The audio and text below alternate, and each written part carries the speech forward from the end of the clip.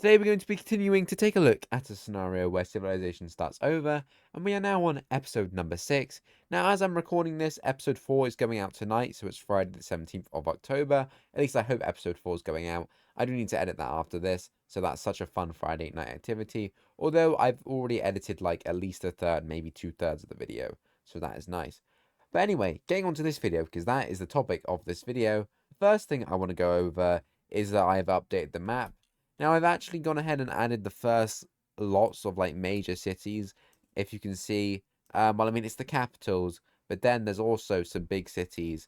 Like, in France, we have this city, and we have Paris here, Turin, like, Liechtenstein or whatever, and then, like, I guess the version of Vienna over here. And then, like, in Venice, we have this city, this city. Down here, actually, I'm actually going to go ahead and add a major city here, as I feel like it only makes sense. Like, this is like a major territorial holding of Venice, and it wouldn't really make sense if they didn't have a major city. And I guess I will go ahead and put it here, and maybe this is like a important trade city, or at least was, to go ahead and like control the entrance to the Adriatic. Oh, I zoomed out way too much. But yeah, and also, keynote, we now have our first two large cities, which is Venice, which is the biggest city in the world, and then the Swiss capital. Now, this brings me on to the next thing I'm going to go ahead and talk about, which is the plague. The plague happened over here in Venice. However, just because it doesn't really align with how I want the series to go, I'm not going to avoid the plague, but it's just kind of like, if you're like, wait a minute, Italy was hit really hard by the plague, why are they actually able to do anything? Just kind of go with the flow, you know? I mean, in real life, when the plagues hit, it kind of disrupts everything, but I'm not just going to sit here for like an episode and go, nothing happens because everyone is suffering from the plague. So yeah, the plague was a... So the plague happened, but it's not going to have that much of an impact as it probably should. But anyway, let's go ahead and look at a pretty major thing happening. And we're actually going to be needing a new layer for this, as we're going to be looking at the creation of the first organization, specifically a religious organization. Now what do I mean by organizations? Kind of like an alliance, as it will be, you know, symboled by a shape, but it's not really. I guess you can kind of think of, you know, if you've watched Wixo, then obviously they had like, what do they even have? The AN? Is that a thing? Like the kind of like a UN, if you will. Like that's an organization. But this organization is going to be religious, and it's going to be based off, well, the only religion in the world, which I'm going to be calling the Fisherman religion from now on. And this organization is going to be known as the Fisherman League. Now, this organization is going to be known as the Fisherman League, based after the Fisherman religion, which is this red religion on screen. And basically, I've tried to explain this like 16 times, but basically, countries in this have to have the Fisherman religion as their official religion. And basically, it kind of means that they accept the Pope in Venice, which there's now a Pope in Venice, as the true, I guess, kind of leader of the Fisherman League, or like the Fisherman religion, if that makes sense. Kind of like the Pope is somewhat, I guess, the leader of the Catholic Church. And basically, what it entitles is that the churches in these Fisherman League countries, they have to listen to what is decided in Venice by the Pope, and I guess is kind of like council or whatever you would call them in this alternate timeline. And also, it kind of gives the Pope some like power, because they can kind of go to these churches and go like, hey, you know, maybe you should send some money over to Venice. And the churches have to send a tribute anyway over to Venice, but maybe the Pope might be like, hey, maybe you can send us some money. So basically, this gives Venice quite a bit of influence in terms of religion, as basically now have power over churches in other countries. And is there anything else I need to put on this? I don't think so, other than let's go ahead and look at the members. Now, to begin with, we obviously have Venice over here as a founding member, but we also see countries like Milan, Genoa, Provence over here. Florence is inviting to this. You know, there may be enemies and there may be Swiss allies, but they aren't like they're part of the religion, and it's not like they're doing anything, like they're not persecuting people of the red religion, and the king of Florence is like a red religion person. So like they're not kicked out of this organization, if that makes any sense. But anyway, the reason I've highlighted these first 5 countries first is because these people are But it's because these countries are going to be council members. So basically how it works is that there is a head state and then there's 5 council members. The head state is Venice, that does not change. However, the council members may change over time. But for now, it is these 5 countries, which could be argued as the 5 strongest countries of the Red Religion, depending on who you ask. But basically, the council members just get more influence, basically. It's kind of like I guess, kind of a title, if you will. Kind of think of it like a video game. If you're, a council member, then you're suddenly somehow stronger. If, like, all this doesn't make sense to you. Because it barely makes sense to me, and I'm the one that came up with this. But anyway, pretty controversially, we see that people actually think Sicily should be the 5th member, as it's kind of, they're kind of looking at Milan and like, Milan has the same king as Venice. So really, the Venice king, or I guess kind of the Venice state, has 2 seats really in this council. And it's kind of like, it really should go over to Sicily. I mean, Milan's not even in the top 10 power rankings. Not they, have power rankings. But, like, it does raise the concerns, like, why are they here? Kind of seems a bit corrupt. But nobody's really going to challenge it, per se, because why would you challenge, I guess, kind of the leader of the religion? But anyway, we go in and see that every single country will go ahead and join this. By every single country, I mean all the kind of like red religion countries. And actually, hold on, let me stop basing this off of Venice. It's the red religion. So realistically, the color inside it should be red instead of orange. There we go. But yeah, there we go. Fisherman League created. Apologies if I didn't explain that well. Tried my best. And I'm giving up on trying to redo it anymore because I'm 10 minutes into this video. And I've already had to like cut out like 17,000 different things. Going just across the Adriatic from Venice, we go over to Dalmatia, where Dalmatia will actually be doing something pretty interesting. Or I guess not interesting, but if we look at the alliance layer, we can see that Dalmatia still has royal unions, or I guess kind of personal unions with these countries, and these have now ended. Oh, I just deleted the map. As we actually see that Dalmatia will be annexing these 2 countries, and on this day, this red country is no longer Dalmatia, it is in fact the Kingdom of Croatia, forming, I guess, technically a brand new country, although it's still technically Dalmatia.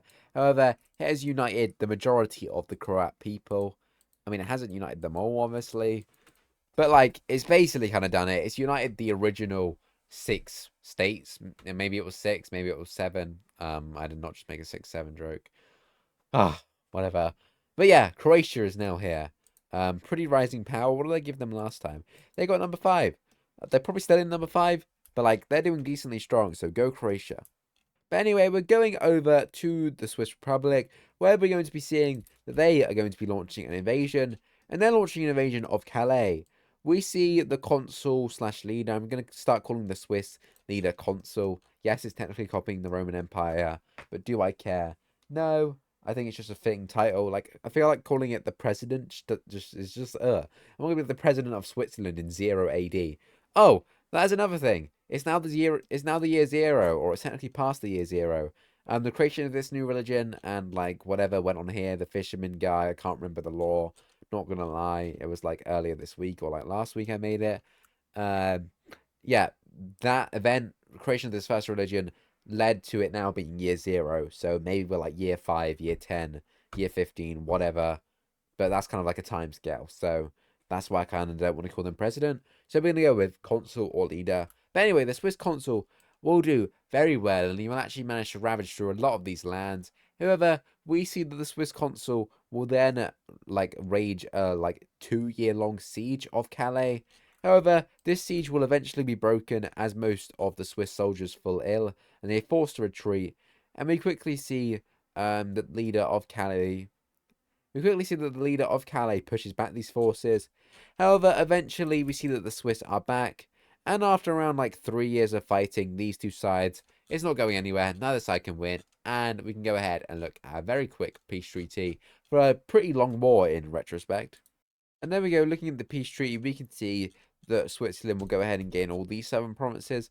Now, this border is so ugly, I'm actually going to crash out. I don't know why I'm crashing out this video. I was so excited to record this video, but everything is, like, pissing me off. Like, what are these borders? Why does it look like this? Actually, you know what? Sorry, I don't care. We go ahead and see that Switzerland relaunches an invasion of Calais around 3 years later, and this will go very well. However, they will again fail to take the city for the third time, or I guess technically the second time. They lost to the Calais tribe once.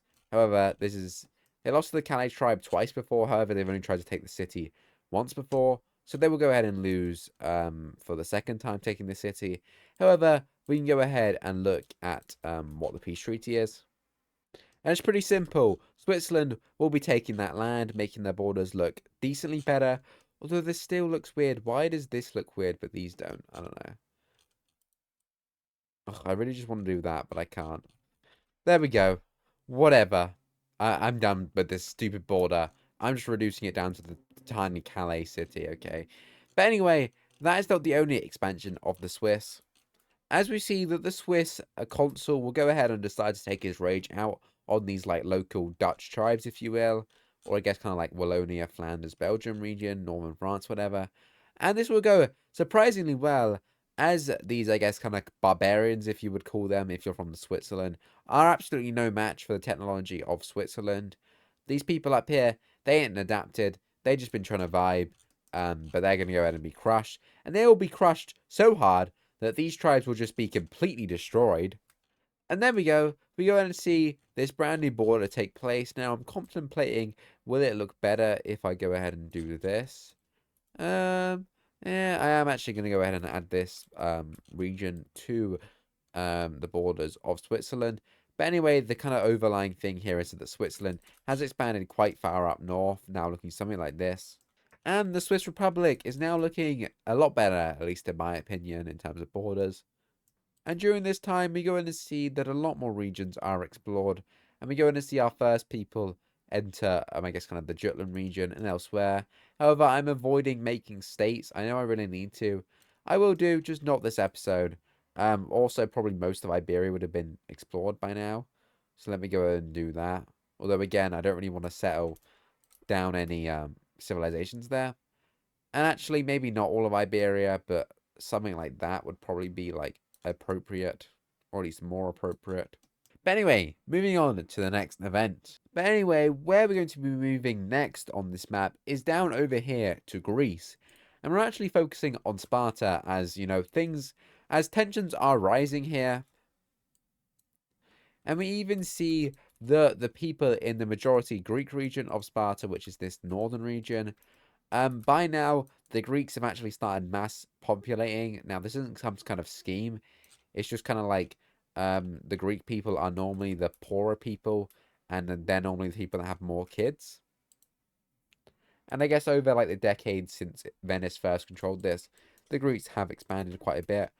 But anyway, in these Greek regions, we actually see a huge rebellion take place, known as the Spartan Rebellion, which will break out like so, actually managing to break out across here, and we quickly see that the Spartans will go ahead and secure the majority of this peninsula here, which I keep thinking is an island, but it's not a peninsula. And things get worse for Venice when we see that Athens quickly launches an invasion up into these Greek regions and does incredibly well, as they manage to absolutely just obliterate the Venetian army like it's nothing. Also, this tiny city here, why is it like long? Oh, what the hell? What the hell? Anyway, this city's here. But what is the king of Venice going to do? Well, he's going to go ahead and send in his half Italian and half Greek brother, who is going to go ahead and sort this mess out. And he's going to sort this out pretty well, as he decisively defeats the Spartan rebellion in not one, not two, but three major battles, managing to take their major city, I guess kind of fundamental capital over here.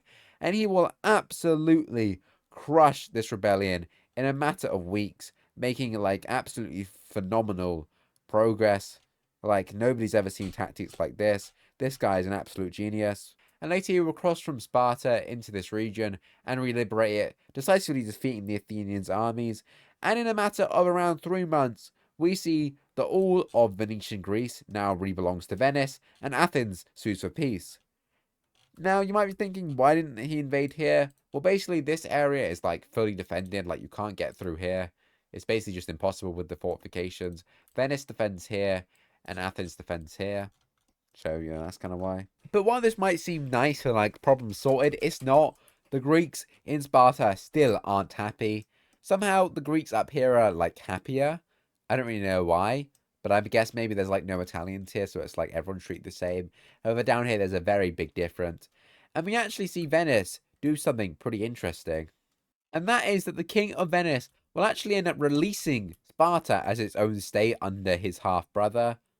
Actually, I don't know if I called him a half-brother or a full-brother, but he's now a half-brother for the sake of the story. Or I guess it doesn't matter, relative. But nonetheless, we go ahead and see that Sparta will de facto get its independence, and it will, because it will go ahead and get a capital. Which we see that the new Spartan king will actually go ahead and place their capital right here, right on the border between the conflicts to go ahead and have easy control. And it's also kind of in the center, so pretty smart play on his behalf. But yeah, Sparta is technically de facto independent. However, at the same time, you can technically say that they're a puppet of Venice, which is why I've colored them as kind of like a, I don't really know what you call this, like a different, like a similar shade to Venice. So I guess you could technically say that Sparta is a puppet state of Venice, which I guess they kind of are.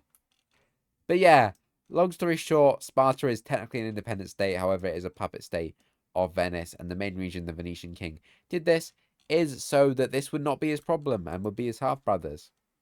And speaking of Venice, we actually see that Venice is going to go ahead and use this to build some brand new, even more advanced ships, which can search even farther, and they will go ahead and be doing a lot of exploring.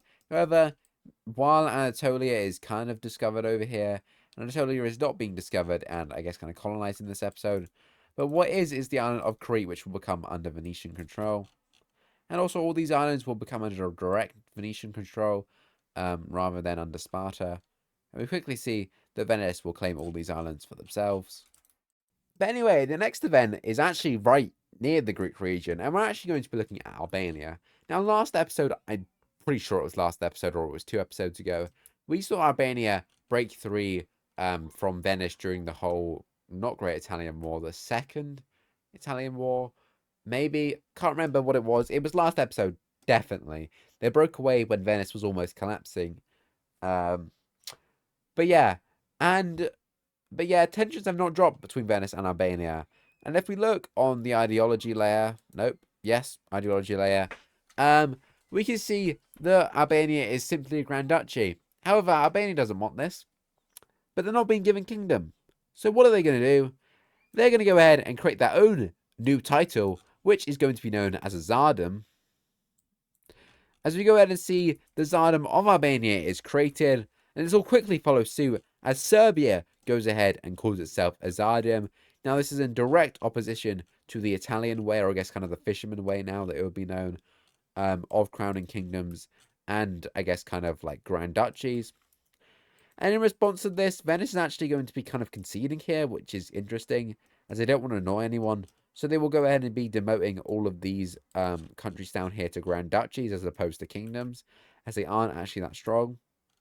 But this doesn't change the fact that we have Zardoms over here. And what are these Zardoms going to do? Well, they're going to be showing off their military might.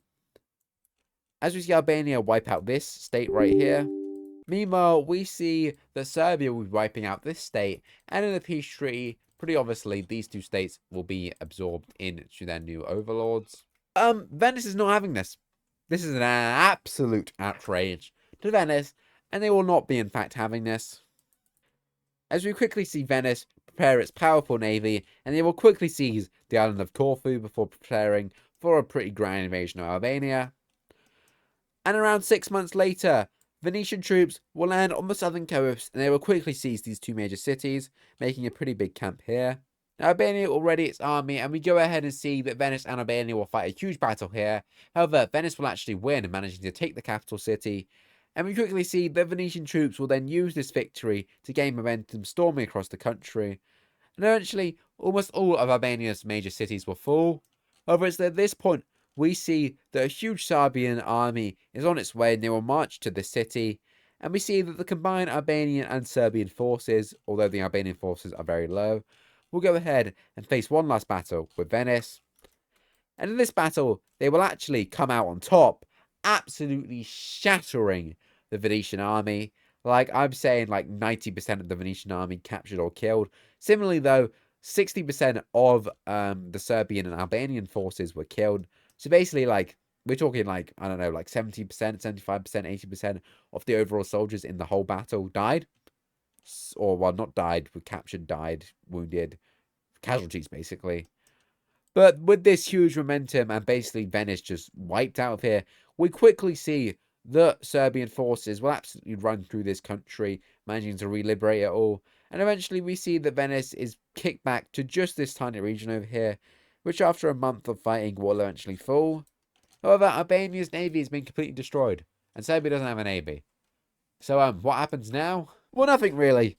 For about 8 months, nothing happens. Venice has just been obliterated on land. Meanwhile, Albania has been obliterated in the ocean. And then eventually, we see after like 7 months that these two sides will come to a peace. And basically, all that happens is Corfu goes over to Venice. That whole war, Albania still exists, maybe even stronger. Well, they're not stronger, but like Venice is seen as weaker here because they just lost to a minor power, like that. But overall, not that big of a land change, if I'm being honest. And now we're actually kind of ahead of schedule here. I'm not gonna lie. I guess I must have rushed this then because this recording is not even that long, and I'm at the final event of the video. I mean, it's a pretty big event, but it's gonna get explored next episode. I know I'm leaving everyone on a cliffhanger. Um, but yeah, I guess we can go ahead and look at that event unless there's anything else I can think of. You know what? I will go ahead and add some more Iberian kingdoms. Actually, that's a lie. We're actually going to have some African kingdoms. As we go in and see that Sicily will end up exploring over here, and they will be discovering Sardinia. Not Sardinia, what the hell? This is Tunisia, like so. And we go in to see that Sicily will be massively settling this coastline over here, forming themselves a pretty nice, I guess you could call it Carthage, because that's what everyone's going to call it anyway. Nobody's going to call it Tunisia. It's going to be called Carthage. I guess kind of a nice Carthaginian colony per se. But this kind of does lead to some conflict. Because, I mean, the biggest city in the Kingdom of Sicily is this one right here. However, the capital, first of all, is not on Sicily. Second of all, not their biggest city. And third of all, it's hella far away from the colony. Like, it's on the other side.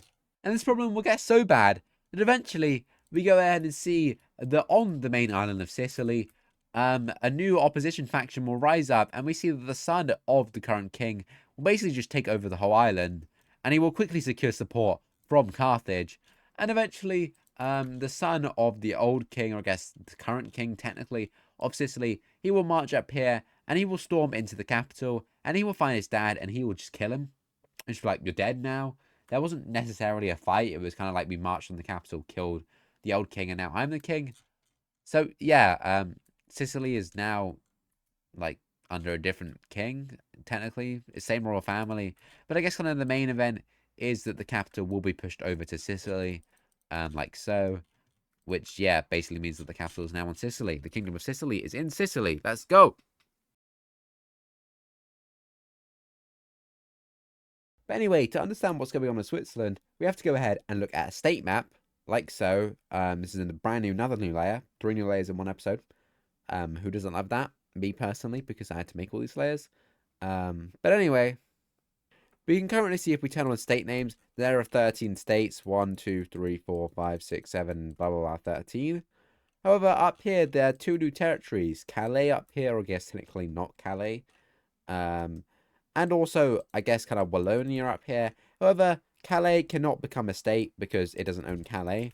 And it's kind of like they kind of don't want to admit it as a state. But this newly conquered land, that is definitely becoming a state. And we go ahead and see the creation of the Wallonian state. Now, I know some of these names might trigger people because they're not super accurate to IRL. But that's what's going on here. So kind of deal with it, I guess. But there we go. We go in to see the creation of the Wallonian state. And now you might be like, okay, what does this matter? What do all these states do? What do all the republics do? How does Switzerland work? Well, I could tell you how Switzerland works, and it is this message here, which I do need to go ahead and shrink for you guys. I guess I'll put it here. But basically, Switzerland has 14 republics, each with an elector that has a seat on the High Council. Now, the High Council is the council that makes all the decisions, basically. So all of these republics, they each vote for, I guess, kind of a senator, or I guess kind of like an elector. That's what it's called. It's literally put right here. Elector. They can be voted in only by aristocrats, mainly actually Swiss aristocrats. There might be a few like Burgundy, I don't know, what do you call them, Burgundian, maybe some like Italian or French ones in these states down here. But the main point is there's 14 republics. Each can vote for an elector, which has a seat on the High Council, which basically makes the decisions. But there's also another position. But there's two more positions. One of those is a head elector, which is always the electorate of Switzerland, and basically they decide the tiebreakers, which there can be now because it's 14 states. So that's kind of like a big shift that like the head elector now actually has a lot of power. And obviously there's also a consul, which is chosen by the High Republic and is one of the 14 electors. And then while this consul's in power, someone else fills that old position. And there's kind of some more details here, which you can go ahead and pause to read. Um, but that's not, but they're not too relevant. But what is relevant is that the consul of the Swiss Republic right now is actually the first consul not from Switzerland, and they are actually from the Paris province, as the elector of Paris has been elected as the new consul. And now there's a pretty big issue currently, right now, in Switzerland. There is currently a proposed bill that would increase taxes in non-majority Swiss regions for everyone, including the rich, and also would like add more profits to the Swiss majority provinces. So basically, non-Swiss majority provinces are Turin, Nice, Paris, Flanders, Luxembourg, Wallonia, those kind of six, and then Dijon, however you say this. I did just kind of spoil the event down there, but keep listening before you go back and rewind. But anyway, this state is technically treated as a non-Swiss state, despite the fact that it probably is technically more Swiss. However, it is like the non-Swiss citizens will be taxed more basically, but the whole state itself would end up losing profits, which would go over to the majority Swiss states, which are all these ones over here, if that makes any sense. Basically, this bill wants to weaken the economies of the non-Swiss states and increase the economies of the Swiss states because racism, basically. And now, which states voted for which in this? If you couldn't guess, it's pretty damn obvious. We go ahead and see that Switzerland goes ahead and supports this, as well as the Alps over here, and Austria, and we actually see that all 7 of the majority states go ahead and support. Meanwhile, we see over here that the states like Paris, Flanders, and Wallonia, all non-Swiss, will go ahead and vote no against this bill. Well, down here, Nice and Turin will also vote no, which basically means that this is kind of up to Dijon, or whatever, this kind of state here. I'm going to call it Dijon. Sorry if I'm saying that wrong. But Dijon will actually be voting against this bill. It's a very close vote. Well, it's not a close vote because the like elector decides it. However, the electoral vote, or I guess like I don't know what to call it. Like basically when they voted for the electors, it was close between which elector won. But the elector that won is anti for this bill because they are actually non-Swiss, which is a pretty big deal. So they were voting against, and we actually have ourselves a 7-7 tie. Now, normally you might be like, well, it's just up to the head elector of Switzerland to decide.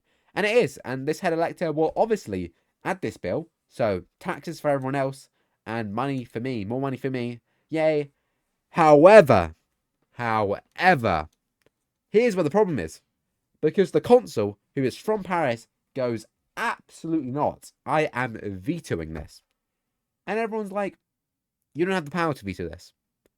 Where does it say in the Constitution that you can veto this?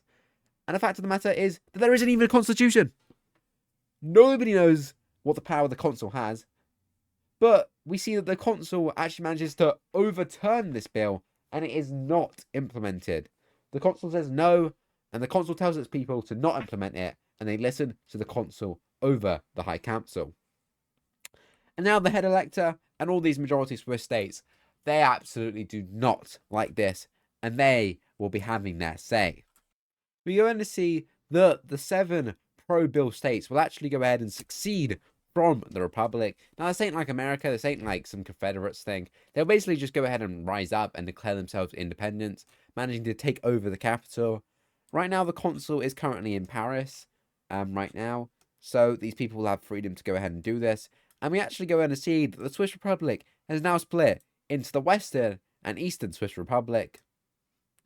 And that is where this episode is going to be ending. We're not going to see the conclusion of this until next time. But just know that the Western Swiss Republic is here. Or I guess not. But just know the Eastern Swiss Republic is now here. Now, it's kind of interesting because the Eastern Swiss are actually the proper Swiss, where if you compare this to Rome, the Western Romans were the proper Romans in the fact that they controlled, Rome, Switzerland, vice versa. But we're going to see that the Eastern Swiss Republic has now come into existence, and they exist like so. We'll go in and fix up these borders. But yeah, and the world's strongest country has split into two. And this is a conflict which will be taking place next episode. But before that takes place, we actually see some further splitting take place. We actually see over here that Austria breaks free. But they won't be breaking free as a republic. They will be breaking free as, I guess, kind of a monarchy. The Austrian, I guess, kind of elector will crown himself. And we actually see that the Italians will be more than happy to accept this. And we actually see that they go as far as giving the Austrian, I guess, kind of leader a king title. Now, this is pretty big because they ain't give anyone a king title. So why are they giving it to this people that, like, why are they giving it over here to a Swiss state? Because Austrian people don't exist. It's Switzerland. And it's basically just kind of like they view these two as the main enemies. And with Austria succeeding, they're like, hey, we give you our full support. Okay? As long as the Swiss are weaker, you can have a kingdom title. Sure. You know what? We're fine with you having a kingdom title. Also, I'm going to go ahead and update this. But that is not the only state which is also going to be succeeding. And the next two states will actually be seceding from, I guess, kind of the Western, from the Western Swiss Empire. And by the way, when I say succeeding, it's not like America, but it kind of is. I guess you could say revolting, rebelling, whatever. Also, this recording is an hour long. I'm actually gonna cry. But we're actually focusing down here. We're going to see that Turin of what I just did. Oh, okay, whatever. But yeah, Turin is back. Now, I did just say two states. However, we actually see that this French state will create even more border gore, and they will actually go ahead and decide to stay with the Swiss over here. But yeah, that is the end of this episode. I honestly really apologize for this episode, and I think editing me has probably cried enough, to be honest. I'm trying to edit this. This is an hour and 10 minutes long, but I bet you there's about 25 minutes of content in here. But yeah, enough of me yapping. I hope you enjoyed, because honestly, I really didn't, and I'm kind of sad with how this episode turned out. But I'm not going to re-record it. And, like, two people are going to be seeing what I'm saying here, because nobody watches my videos to the end. But yeah, also, thanks for the support on the Mongol video. That blew up yesterday for me when I'm recording this. And that's pretty cool to see, because I got, like, 20 subs from it. But yeah, I hope you enjoyed, and I'll see you in the next one.